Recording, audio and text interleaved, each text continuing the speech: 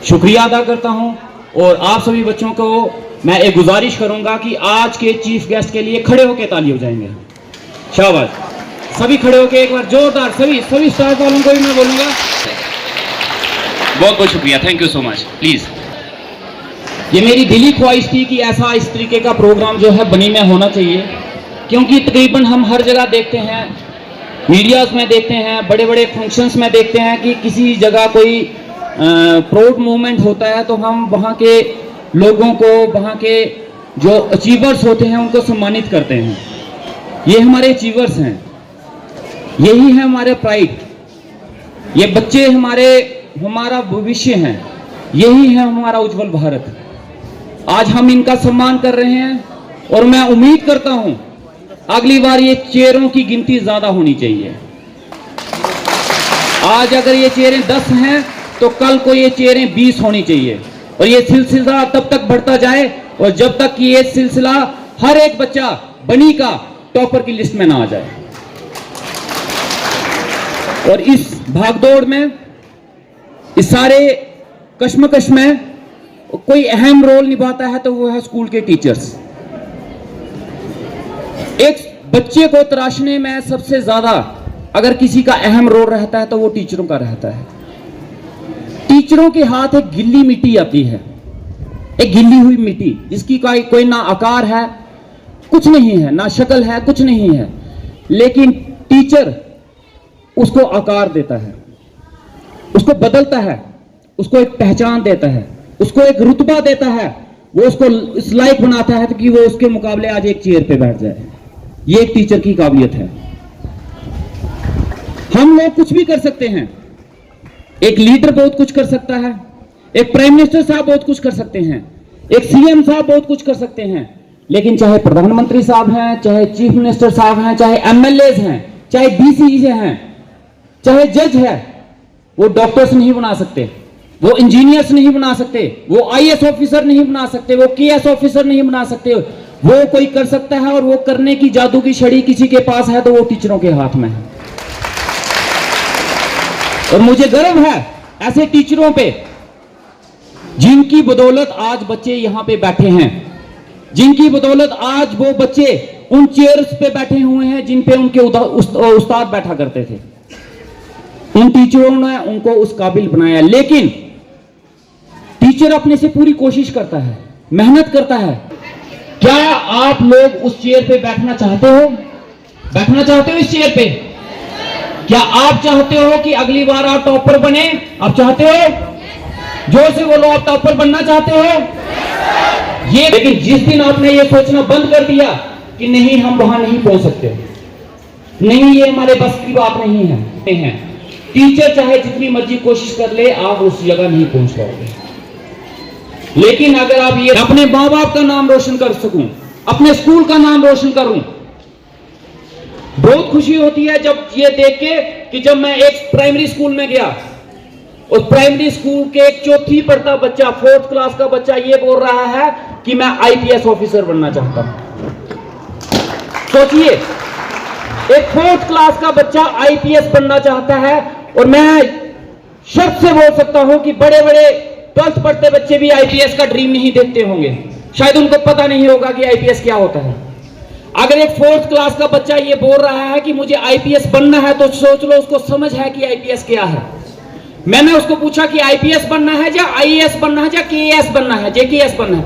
उसने बोला आईपीएस ही बनना है। तो जानिए कि उसकी सोच देखिए कि उसको पता है कि आईपीएस क्या चीज है, आईपीएस होता क्या है।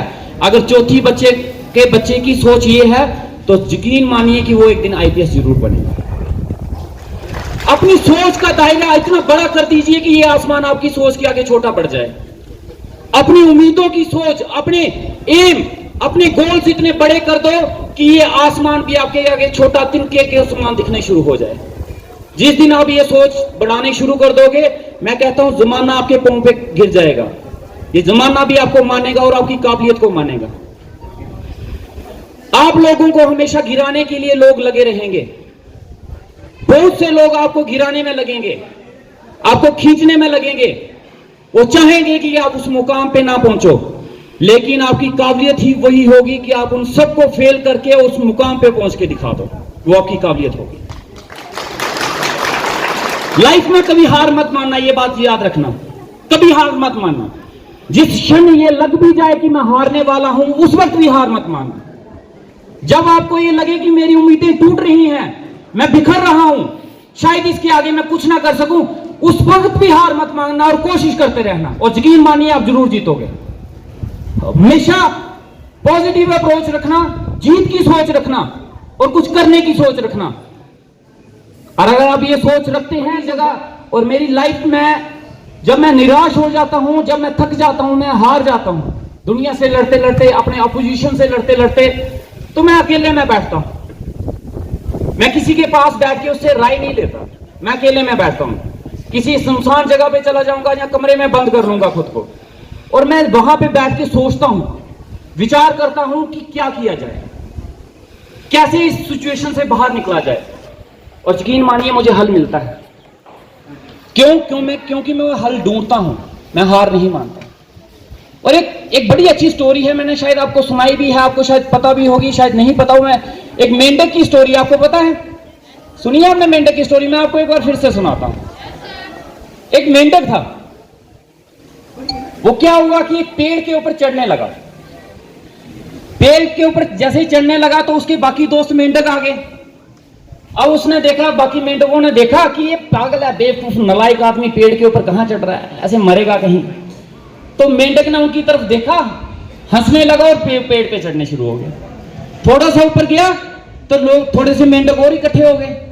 मेंढक फिर लगे उसको ताना मारने, अरे यार ये नलायक है, बेवकूफ है, इसकी डिग्री जाली है, इसको आता कुछ नहीं है, अच्छा अनपढ़ है, लगे बड़ा कुछ बोलने। मेंढक ने ऊपर से फिर से उनको पीछे मुड़ के देखा और वो हंसने लगा, फिर से हंसे और फिर से ऊपर चढ़ जाए। आधे से ज्यादा वो पेड़ चढ़ गया। अब नीचे मेंढक बाकी के जो जितने थे वो उसको डराने लगे, तू नीचे गिरेगा, तू मर जाएगा, तू जख्मी हो जाएगा, नीचे उतर जा।